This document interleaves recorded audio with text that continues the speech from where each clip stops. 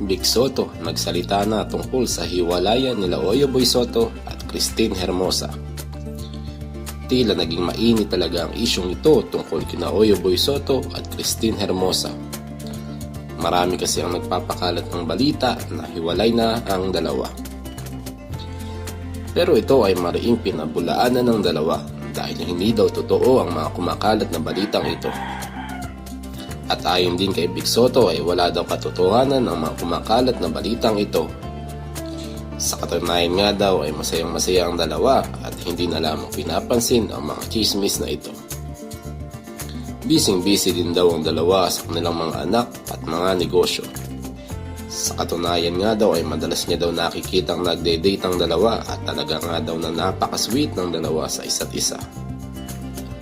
Madalas nga din daw silang dumadalaw sa kanya tuwing weekends kasama ang mga anak nito.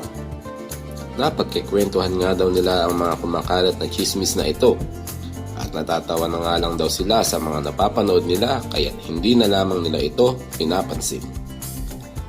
Very supportive naman daw sila sa isa't isa, ganun na rin ang kanilang ama. Kaya natutuwa daw talaga siya dahil napakatatag daw ng relasyon ng kanyang anak na si Oyo at si Christine.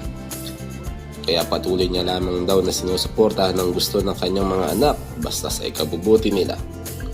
Yan lamang po ang ating latest update sa ngayon. Maraming salamat po.